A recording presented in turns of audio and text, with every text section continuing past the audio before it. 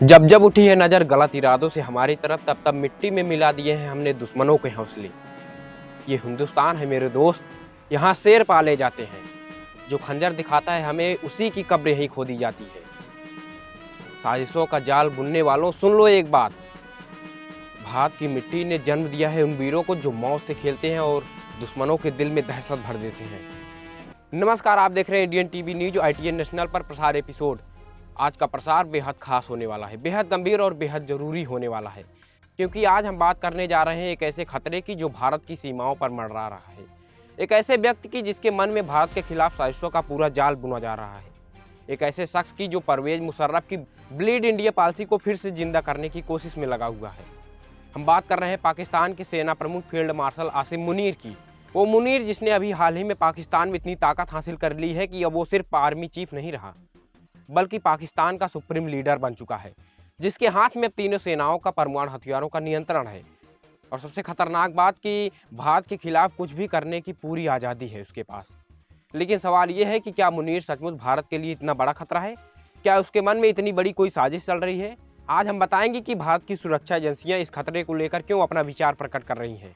तो बने रहिए हमारे साथ, क्योंकि आज का प्रसार खोलेगा उन सभी परतों को जो मुनीर के असली चेहरे को छुपाए हुए हैं।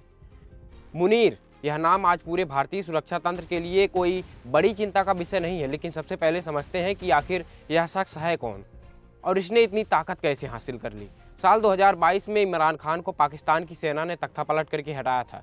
उसी समय आसिम मुनीर को पाकिस्तान का सेना प्रमुख बनाया गया। यह कोई साधारण नियुक्ति नहीं थी।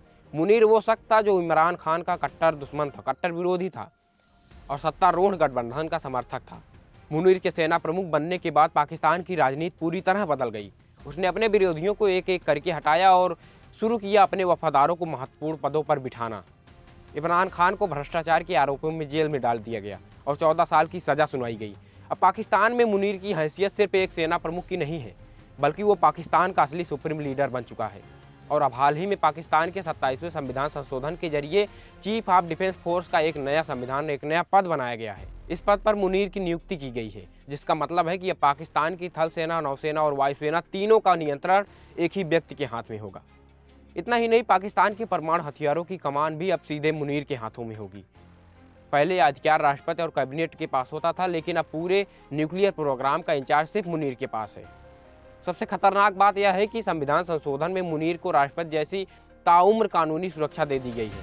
मतलब किसी भी अदालत में उसके खिलाफ किसी भी तरह की कार्रवाई नहीं हो सकती, ना सरकार का दबाव, ना न्यायपालिका का कोई अंकुश। एक तरह से मुनीर पाकिस्तान का नया तानाशाह बन चुका है। और सबसे बड़ी बात यह है कि यह तानाशाह भारत का सबसे बड़ा दुश्मन है। अब सवाल उठता है कि आसिम मुनीर को भारत का इतना बड़ा दुश्मन क्यों माना जा रहा है? तो जवाब है उसका पूरा इतिहास। आसिम मुनीर कोई साधारण सैनिक नहीं है। वह पाकिस्तान की कुख्यात जासूसी एजेंसी ISI का प्रमुख रह चुका है। और यह महज कोई संजोग नहीं है कि 14 फरवरी 2019 को जब पुलवामा में भारत के 40 CRPF जवानों को शहीद किया गया था, तो उस समय मुनीर ही ISI का प्रमुख था। उसी मुनीर ने पुलवामा हमले के साजिश को अंजाम दिया था। 6 साल बाद वही मुनीर आज पाकिस्तान का सबसे ताकतवर शख्स बन चुका है और एक बार फिर से भारत उसके निशाने पर है। अप्रैल 2025 में जम्मू कश्मीर के पहलगाम में जो आतंकी हमला हुआ था, जिसमें 26 बेकसूर लोगों की जान गई, भारत की सुरक्षा विशेषज्ञ इस हमले का मास्टरमाइंड भी मुनीर को ही मानते हैं। विशेषज्ञों का कहना है कि यह हमला मुनीर की सत्ता को बचाने और कश्मीर को आसान दिखाने की एक साजिश थी। इसके बाद तो मुनीर ने खुलकर भारत के खिलाफ जहर उगलना शुरू कर दिया। उसने कश्मीर को पाकिस्तान की जगुलर वेन यानी गले की नस बताया है और 2 राष्ट्र सिद्धांत का हवाला देते हुए कहा कि पाकिस्तान हर तरह से भारतीयों से अलग है। उसने साफ शब्दों में कहा कि पाकिस्तान कभी भी भारत के सामने आत्मसमर्पण नहीं करेगा। अमेरिका की धरती पर खड़े होकर मुनीर ने भारत को धमकी दी कि अगर भारत सिंधु नदी पर बात बनाता है तो पाकिस्तान उसे उड़ा देगा। और सबसे बड़ी बात कि मुनीर ने भारत पर आरोप लगाया कि भारत इस क्षेत्र में आतंकवाद को बढ़ावा देने वाला सबसे बड़ा देश है। यह वही पाकिस्तान है जो दुनिया भर में आतंकवाद का गढ़ माना जाता है और उसका सेना प्रमुख भारत पर आतंकवाद के फैसले का आरोप लगा रहा है। यह मुनीर की साजिशों का हिस्सा है कि भारत को बदनाम किया जाए और अंतर्राष्ट्रीय मंच पर उसकी छवि को खराब किया जाए।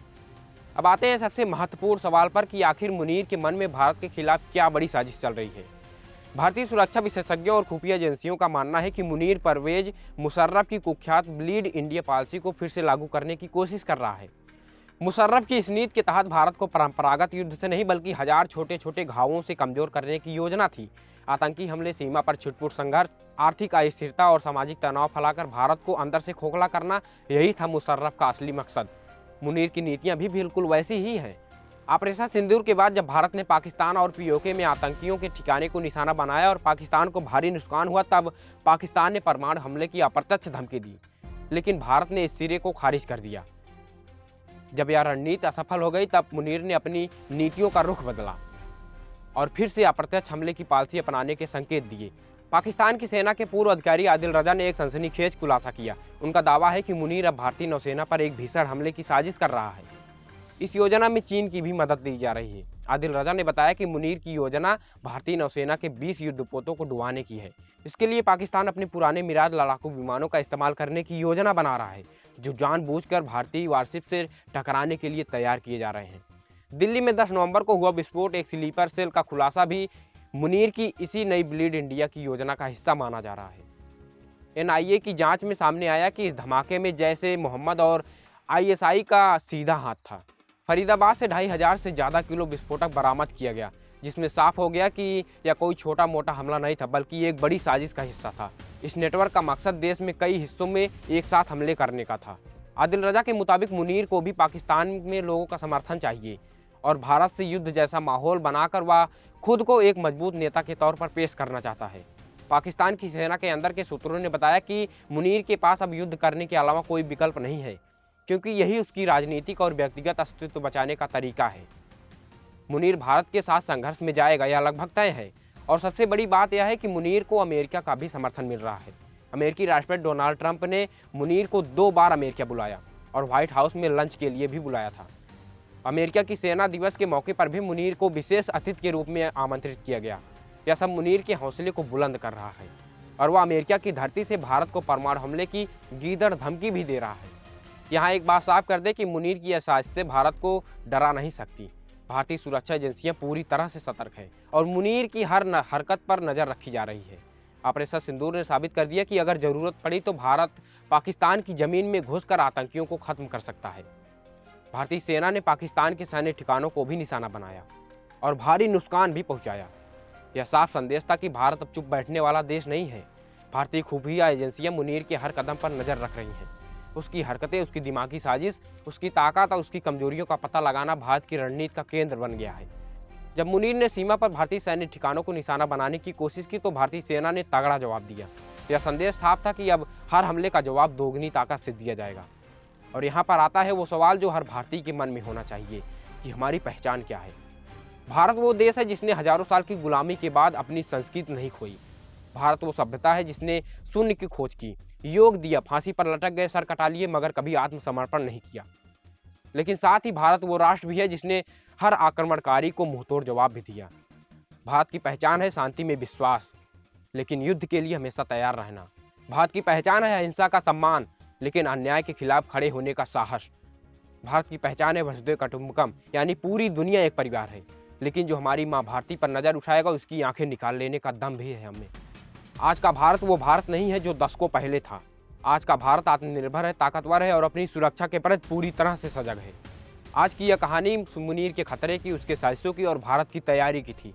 मुनीर सोच रहा है कि वो भारत को हजार घावों से कमजोर कर देगा, लेकिन वो भूल रहा है कि भारत वो देश है जिसने अपने खून से अपनी आज़ादी लिखी है। भारत वो राष्ट्र है जिसने हर चुनौती को अवसर में बदला है। मुनीर की साजिश से नाकाम होगी, क्योंकि भारत की एकता और भारत की सेना की ताकत के सामने कोई भी षड्यंत्र टिक नहीं पाया है आज तक। इतिहास इसका गवाह है। पाकिस्तान अपने आतंकी एजेंडे से बाज नहीं आ रहा, लेकिन भारत भी अब चुप बैठने वाला नहीं है। हर हमले का जवाब दिया जाएगा, हर साजिश को नाकाम किया जाएगा और हर दुश्मन को उसकी औकात दिखाई जाएगी। तो साजिशे का जाल बुने मुनीर, हम वो शेर है जो जाल को फाड़ देते हैं। यह भारत है, यहाँ मौत से खेला जाता है। जो हमें ललकारता है उसे मिट्टी में मिला दिया जाता है। जुड़िएगा आप ITN नेशनल पर प्रसारित एपिसोड के साथ। जय हिंद, जय भारत, नमस्कार, वंदे मातरम।